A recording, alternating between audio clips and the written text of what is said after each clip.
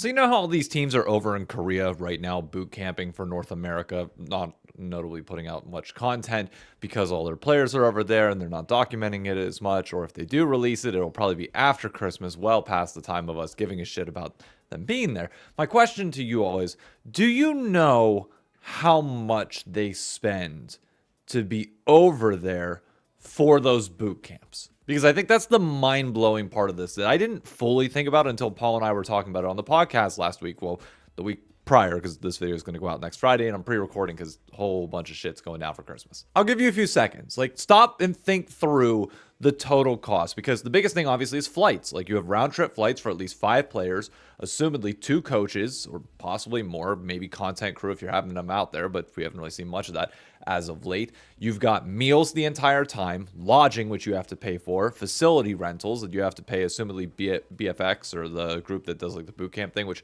might be cheaper than what the number used to be. But I actually got a hard number for you all from somebody who used to be in the space. Well, still technically is, but in a slightly different capacity now. So this is Harris Peskin. Used to be involved with H2K back in the day. Now works for ESG, which is the esports law firm, which some of you might recognize the name Bryce Blum from Twitter back in the day. He's still relevant, but not anywhere near as much as he used to be. But Harris now works at that law firm, but was on the team side for a bit.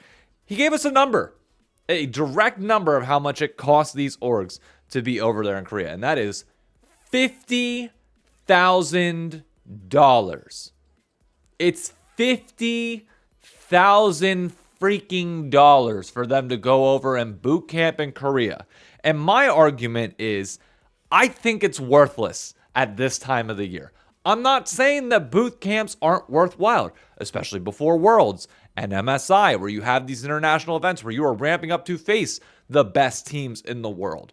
But these November and December boot camps, when we are at the beginning of the year, whenever the game's going to be entirely different, when they get on the Rift next year for LCS, and the quality of teams that you're playing goes back down, I don't think that price tag's worth it in any way, shape, or form, personally. Now, I know I'm going to be a bit more of a homer on this because obviously I focus on the content front, but my biggest thing is building a brand. Okay, I want you to be able to build a brand that has fans that come the first week at the LCS. You have a ton of people that are excited to watch you play beyond just the people that are curious to see what your team might look like. Like, I want you to have actual fans that are excited to see your roster. So how do I show this? Well, let's take a look at the 6 LCS teams that are currently not a part of the Caspa Cup. Well, that was C9 and Team Liquid, who went over to Korea. Obviously, they're playing in a tournament. That's different. I'm not going to, like, if you're going over to play in a tournament, that just is what it is. I accept that. But the rest, to my knowledge and scouring Twitter, I know Lion and I know Shopify Rebellion are both in Korea for sure right now because they're tweeting out, like, the solo queue leaderboards. We know that their players are over there. Now, what content have we gotten from them during this trip? Because in theory, that $50,000 has to go to something, because the skill differential that you're going to come back with really isn't like that great. Like, I get it's a much better playing environment. I'm not denying that. Obviously, you're going to get more games in. Nobody's saying that that's not true. But my thing is, if the sole goal of the offseason is for you to build a brand and try and bring as many people as you can to the crowd on day one, I don't think going over there and playing in a low ping environment with no content's really all that worth it. It's a temporary steroid shot, okay? You're going to be better. No denying you're going to be a better player when you're playing over there in Korean solo queue. But when you come back after 2 weeks in North America, you're mostly going to be back to where you were, or at least, like, you know, maybe 10% better, which really isn't worth a $50,000 price tag. So let's see the content. Are they getting their money back out of this early $50K spend? Lion, we got a tweet on their rankings. That's it. Now, granted, they've announced their roster recently, so there could be more content in the weeks to come. So I could be eating my words on this. Hell, by the time that this video goes live, I could have already eaten my words, but I highly doubt it. Shopify Rebellion. You know, it's funny. I think Damonte saw my tweet calling out teams for content and then started posting the videos. At least that's my assumption, because he started posting daily updates, which I really, really, really freaking appreciate from him. Damonte, thank you so freaking much for giving us something, because otherwise you wouldn't know that Shopify Rebellion was in Korea. Like Damonte is the only reason why we know anything about the players going on there. But even then, like, you're not really building that team rivalry. You're not kind of getting to know them at that much deeper of a level, even though I do appreciate Damonte like going out of his way to do something. Something is better than nothing. Agreed. But we need bigger content pieces as well, or you need the players also showing themselves off in some way, shape, or form. But shout out to Damonte, man, holding down the fort in some way, shape, or form. Good for you, man. So let's compare that now to an org that, to my understanding, is not currently boot camping over in Korea. Maybe I'm wrong on that, but clearly one person on their team is not. And that is the head coach of Sentinels in Golden Glue. Now, Sentinels, we knew from the beginning of this year, or at least whenever it was announced when Rob Moore went on the dive, said that they wanted to make sure that they were focused on content. So, what did they do? Well, in my opinion, they put out probably the smartest video any LCS org has put out since probably Team Liquid's 20 versus Spawn video, which popped off, which then FlyQuest did the same thing with LS a little bit later. Like, those were great. This, I would argue, is the single best example of people understanding content within that org better than anybody else. All it is a video of Golden Glue reacting to Worlds drafts, but not only just the drafts themselves, which orgs have done in the past, and be like, hey, look at your prior things. No, they use Kadrill's VOD and talk about Kadrill's analysis of Golden Glue's drafts, and then Golden Glue provides a retrospective on that. Brilliant.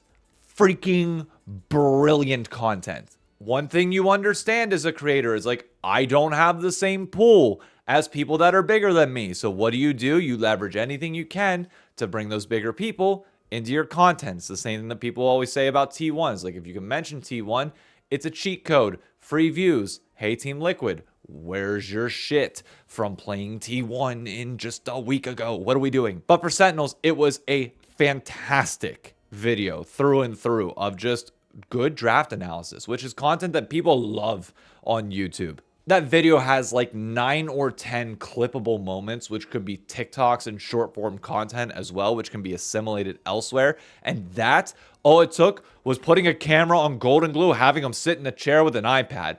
It didn't cost you $50,000 to go over to Korea, and that's going to build more branding than anything else the teams that have gone to Korea, barring C9 and TL, who played in the Caspa Cup, I understand that, will do more than any of them. That's wild. Like, that goes to show the power of content. I'm telling you, Sentinels already doing the right things. They were pissing me off for a little bit there, but they're very quickly coming back into my good graces. As you do, like, it literally just one video automatically turned my doomer and gloomer view on a lot of things around. And it's sad that like one video can do that, but that's the state of LoL esports, where one video is enough for me nowadays. And the thing is, like, I know Sentinels is committed, so I'm curious to see what video they put out next week. Something tells me they will have weekly content out on their channel.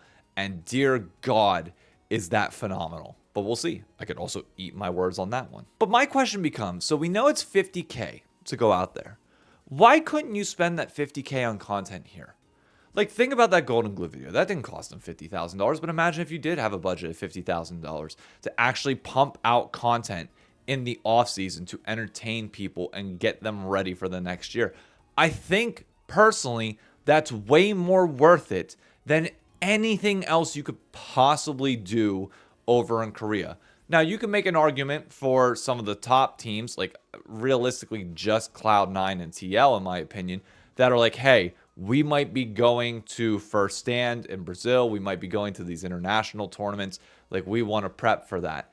Maybe I'll cut you some slack, but honestly, I don't think that's worth it at all. The only time that I think that opinion is valid is if you want to go boot camp after, like, the period between MSI and summer split. I think that's the perfect time, yes, to go over and boot camp and get ready. And then obviously before Worlds as well. And even though it's in North America, like, still go over for like 2 or 3 weeks and then come back, whatever you got to do. Unless the timing doesn't line up, then that's a whole different thing. But like, Robert Yip, who used to be with Immortals, put a reply out to the tweet that I had talking about this. And my biggest response here would be, like, I get the whole team building thing. Trust me. Look, I was a residential assistant in college, okay? And I understand that you don't have to, like, go to Korea to boot camp. And it's not a one-to-one comparison, but, like, what did we do for team bonding? We went away to, like, campsites and did, like, ropes courses and drills and team, like, bonding and building exercises that make you think and push you individually, but also build trust.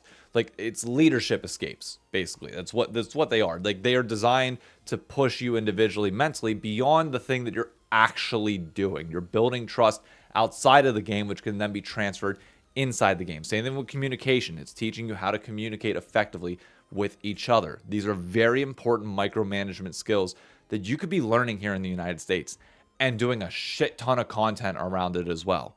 and showing how the team chemistry is building. I mean, there's so many sports movie examples that I can think of that just like send your guys to a sleepaway camp, let them like do their thing, which you can make the argument that technically Korea is that. But honestly, from what we've seen from people playing over in Korea, it's just them spamming solo queue with a few scrims that we're not documenting either. I think gaining the intangibles outside of the game honestly might be more important, because then whenever you come and connect in the game, especially when the game is going to be drastically different next year than what it is now, I think that provides a lot more value. And that's going to be like, even if you spend 10K on a week-long sleepaway camp where everybody goes there and bonds, you can't tell me that's not better than what they got going on in Korea. Plus, you're operating on US time and you can put the content out fairly quick. That to me feels like a way more efficient spend of $50,000 in the offseason than going to Korea is. And I know this video has been a little bit more all over the place, but it's just, to me, it feels like reckless spending nowadays. And I've been on this case for a few years now. I haven't always had the platform that I have now to like really preach my case on this. But I'd be curious to see at the end of the year, these teams that went, like, what did you benefit from it? Like, can somebody come out and we have this conversation now, and then we have the same conversation at the end of August, and you look back and you tell me that, yes, this boot camp that you had in December of 2025 was useful to you in your run up to Worlds in 2026. I will gladly be wrong if that's the case. But years upon years of history in North America and the lack of content to go alongside of that makes me feel like I'm right on this one. But maybe that's just my own ego. I don't know. You tell me, what's your thoughts. Would you rather see your teams go out to Korea and boot camp, or would you rather see them at home and actually put out content? Even though I understand we've never gotten that, so you might not know what it looks like. If you want an example of that, go to Optic Gaming's YouTube channel. We've been spoiled over there for almost a decade.